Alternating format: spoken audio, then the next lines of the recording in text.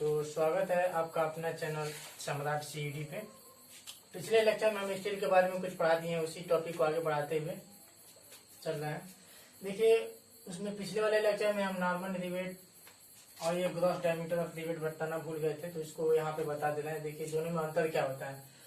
Normal diameter of rivet, जैसे मान लीजिए ये रिवेट है, ये रिवेट का हेड है और ये इसका सैंक है।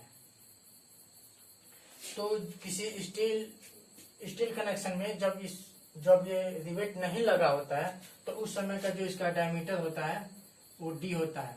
ठीक, तो ये जो डायमीटर होता है स्टील कनेक्शन में लगने से पहले टाइम में, तो जो इसका डायमीटर होता है उसको हम लोग कहते हैं नॉर्मल डायमीटर ऑफ रिवेट। और यही जैसे मान लीजिए ये प्लेट है, इसमें ये होल है इस रिवेट को इसमें लगाने के लिए, तो जाहिर सी बात है इसको इसमें लगाना है तो इसका साइज थोड़ा इससे बड़ा होगा, तभी आकर इसमें आसानी से लग पाएगा, अदरवाइज नहीं लग पाएगा। तो जो ये जो डायमीटर होता है इसी को हम लोग बोलते हैं ग्रॉस डायमीटर ऑफ रिवेट्स। ठीक, और यही जो डायमीटर होता है इसी को हम लोग इफेक्टिव डायमीटर ऑफ रिवेट्स बोलते हैं। इसी को इफेक्टिव डायमीटर ऑफ रिवेट्स बोलते हैं और इसी को ही ग्रॉस डायमीटर ऑफ रिवेट बोलते हैं। ठीक, और ये होता है नॉर्मल डायमीटर ऑफ रिवेट। ज्यादातर न्यूमेरिकल्स में इसी के यूज आते हैं। ठीक, ये रहा रिवेट्स के बारे में। अब बात करते हैं स्ट्रेस के बारे में कि जब स्टील में जब रिवेट्स को लगाएंगे तो फिर वो कितना स्ट्रेस को बियर कर सकता है। ठीक है, उसको जानने से पहले हम ये जान लें कि जो स्टील कनेक्शन हुआ है वो किस किस कंडीशन में फेल हो सकता है। जैसे ये मान लीजिए ये ऐसे कनेक्शन हुआ है, ठीक, और इसमें ये रिवेट्स लगा है और एक और है जो ऐसे है। ठीक है, ऐसे दो प्लेट है जिसको रिवेट से ज्वाइंट किया गया है, तो इसका फोर्स इधर लग रहा है और इसका फोर्स इधर लग रहा है। ठीक, तो ये हो सकता है कि यहाँ से ये फट सकता है, ऐसे जब इधर फोर्स लगेगा और इधर फोर्स लगेगा तो यहाँ से ये फट सकता है। जो इस तरह का जो फट जाता है तो इसको हम लोग बोलते हैं टेंसाइल फेलियर।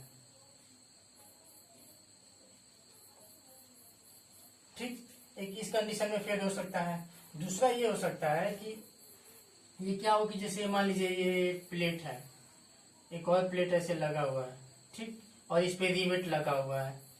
ठीक, तो जब इधर ये फोर्स लगेगा फिर ये इधर फोर्स लगेगा तो ये होगा कि यहाँ से ये कटने के जैसे भी हो। जैसे ये है तो कुछ इधर फोर्स लगा कुछ इधर फोर्स लगा तो बीच में ऐसे ये कटने के जैसे हो सकता है। जो ये कटने के रूप में जो फेलियर होता है, जैसे ये पहले जब ये फोर्स ये लगा हुआ है, जब ये फेलियर नहीं हुआ है तब की फिगर ऐसे है। मान लीजिए जब फेलियर हुआ तो ऐसे हो गया, जैसे ये है फिर ये है, ये यहाँ पे पहले रिवेट था फिर ये खसक कर यहाँ पे चला आया। ठीक, तो यहाँ से क्या हुआ, ये कट गया है। ठीक, तो जो इस तरह का जो फेलियर होता है इसे हम लोग बोलते हैं शियर फेलियर। एक और होता है कि जैसे मान लीजिए ये प्लेट है और इसमें रिवेट लगे हुए हैं और ये फोर्स लग रहा है बोथ साइड। ठीक है, तो इस इधर फोर्स लगने से और इधर फोर्स लगने से होता यह है कि इसमें जो रिवेट लगे होते हैं, ये रिवेट को कोई नुकसान नहीं होता, बट ये जो होल होता है इसका जो डायमीटर होता है और बढ़ जाता है। जैसे ये रिवेट है तो रिवेट ऐसे चिपका होता है, बट इसके साइड में जो ये लगा होता है ये ऐसे फैल जाता है इसमें। मतलब जैसे ये है चिपका हुआ है, ऐसे लोड पाने को ऐसे ये थोड़ा ढीला हो जाता है जिससे ये फेल हो जाता है। तो इस तरह के फेलियर को हम लोग बोलते हैं बियर फेलियर। ठीक है, तो ये तीन कंडीशन में रिवेट ज्वाइंट होता है, तीन कंडीशन में फेल होता है। ठीक है, तो इसका कंडीशन बता दिए कि तीन कंडीशन में फेल होता है। तो बात करते हैं परमिसिबल स्ट्रेस के विषय में। जो परमिसिबल स्ट्रेस जो होता है वो होता है क्या, देखिए इससे हम बहुत बारीकी से समझेंगे। अगर इसको बारीकी से समझेंगे तभी आगे क्वेश्चन लगाने में हमें आसानी रहेगी। देखिए परमिसिबल स्ट्रेस होता क्या है, जैसे मान लीजिए ये स्टील है, ये स्टील कनेक्शन है, इधर फोर्स लग रहा है F और इधर भी फोर्स लग रहा है F, ठीक। तो परमिसिबल स्ट्रेस का मतलब ये हुआ कि जब इधर फोर्स लगेगा और इधर भी फोर्स लगेगा तो इसमें स्ट्रेस जनरेट होगा, ठीक। तो परमिसिबल स्ट्रेस का मतलब होगा कि ये इधर फोर्स लग रहा है और ये कितने फोर्स इधर लगे ताकि ये फेल ना हो सके। जिस स्ट्रेस पे जिन्हें ये फेल हो जाए, जो मैक्सिमम इसमें स्ट्रेस जनरेट हो रहा है फेल होने से पहले, उसी को हम क्या कहेंगे, परमिसिबल स्ट्रेस। इसका मतलब परमिसिबल स्ट्रेस का मतलब कि ये परमिशन दे रहा है कि हाँ इतने तक रहेगा तो ये फेल नहीं होगा, और इस परमिसिबल स्ट्रेस से जो ही ज्यादा होगा फिर ये क्या हो जाएगा, फेल हो जाएगा। इसका मतलब इसमें 3 तरह का भी पीछे फेलियर बताएं, तीनों में कोई एक फेलियर हो जाएगा। देखिए वही अगर यही फेल हो जाएगा, जैसे टेंसाइल में फेल होता है, ठीक।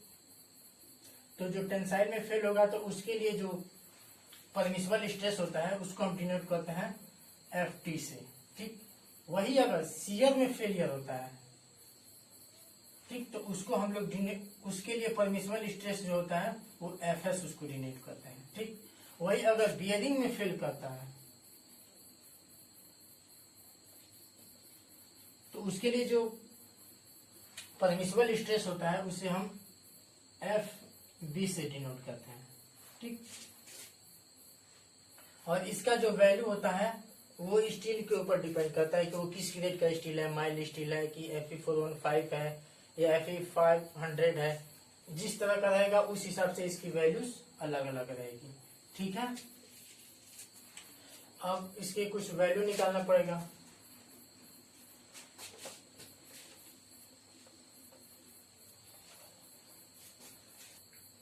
अब बात करते हैं टेंसाइल की। टेंसाइल में देखिए होता है क्या, अभी अभी पिछले लेक्चर में आपको बताएं कि टेंसाइल का मतलब कैसे फेलियर उसमें करता है।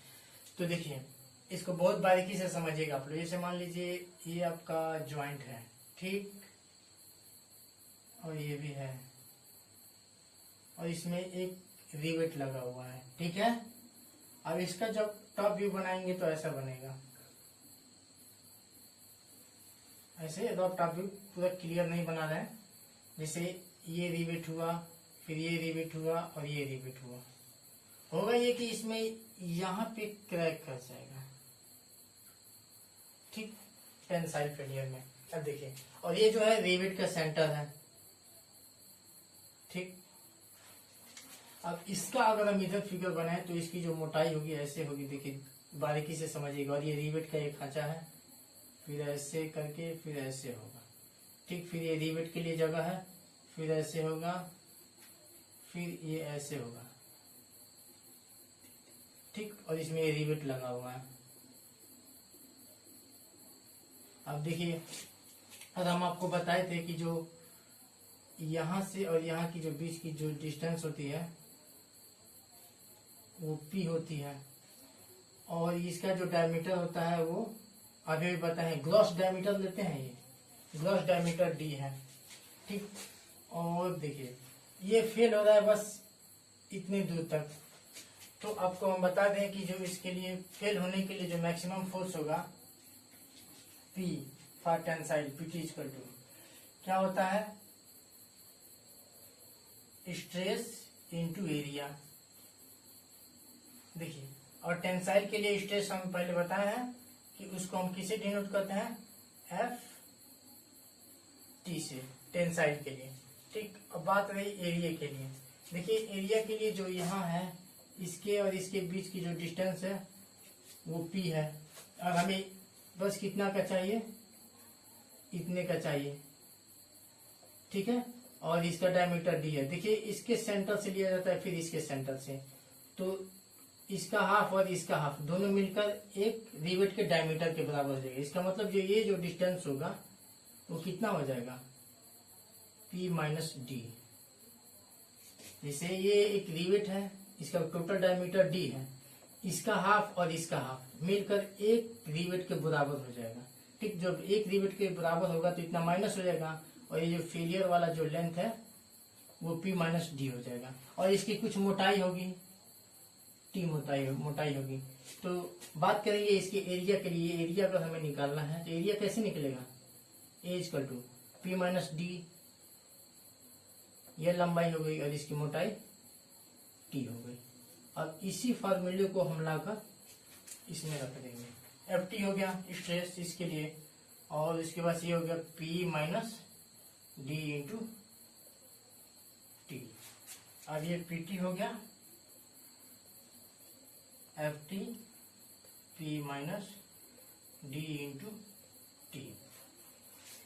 ये हो गया बस केवल एक के लिए। अब जितना ही रहेगा 1 2 और 3 रहेगा तो 3, जितना नंबर ऑफ रिवेट रहेगा उतने इसमें नंबर से मल्टीप्लाई करेंगे तो ये हमारा क्या निकल जाएगा, फोर्स निकल जाएगा कि इतने फोर्स तक ये क्या कर सकता है, बियर कर सकता है। और इससे जब ही ये ज्यादा फोर्स होगा तो फिर ये क्या हो जाएगा, ये कनेक्शन फेल कर जाएगा टेंशन में। ठीक, ये फॉर्मूला इसके बेस पे एग्जाम में क्वेश्चन पूछता है तो इसको आप नोट कर लीजिएगा। अब बात करते हैं शियर फेलियर के विषय में।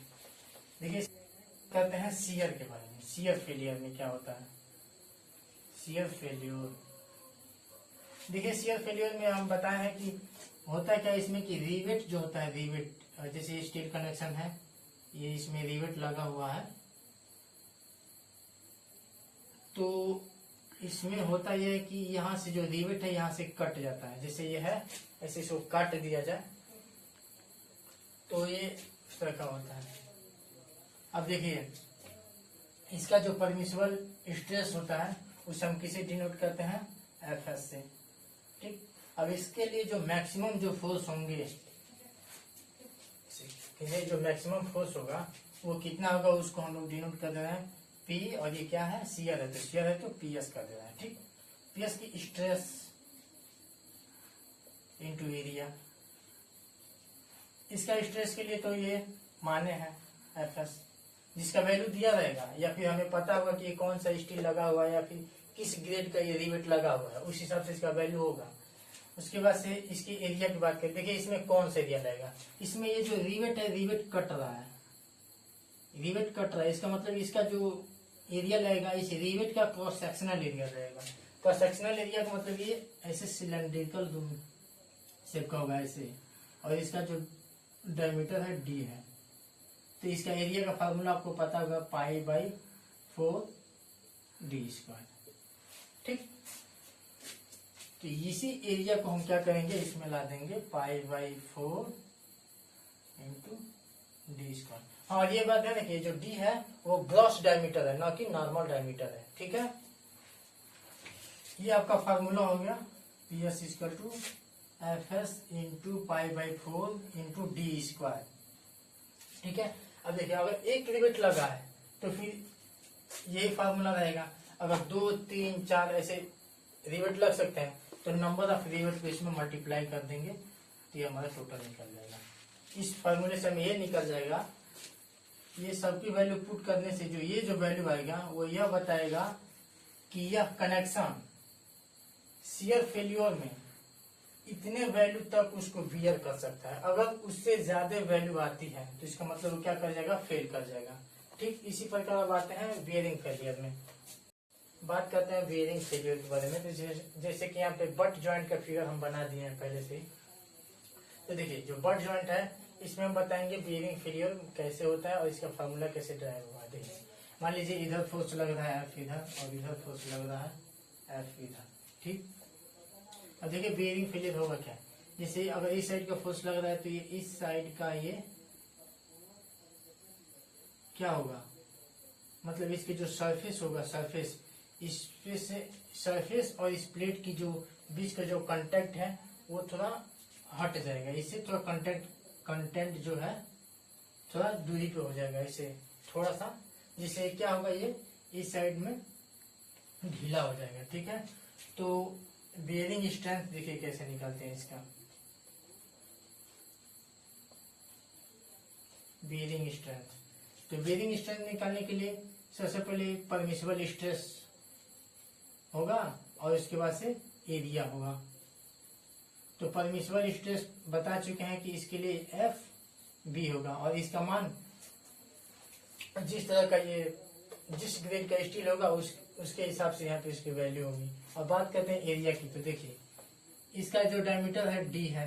अब देखिए इसकी मोटाई, इस प्लेट की मोटाई T1 है, इस प्लेट की भी मोटाई T1 है और जो इसका मेन जो है इसकी मोटाई T है। अब देखिए ये दोनों मिलकर या तो फेल हो सकता है या फिर ये फेल हो सकता है, ठीक है।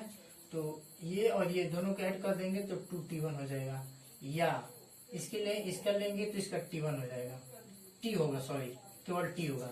अब देखिए 2T1 या फिर T में जिसका वैल्यू कम होगा, इसमें और इसमें जिसका वैल्यू कम होगा उसी वैल्यू को इसमें पुट करेंगे, ठीक है।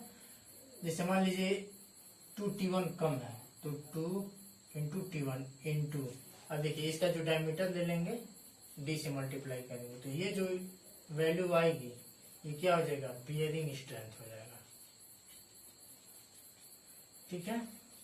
देखिए अभी हम समझ सकते हैं कि अभी आप लोगों का डाउट उतना क्लियर नहीं हुआ होगा, लेकिन और डाउट जो होगा अगले लेक्चर में कुछ क्वेश्चंस बताएंगे तो अब आपका डाउट जाकर क्लियर होगा। फिलहाल के लिए इतना, बाकी मिलते हैं अगले लेक्चर में। Thank you.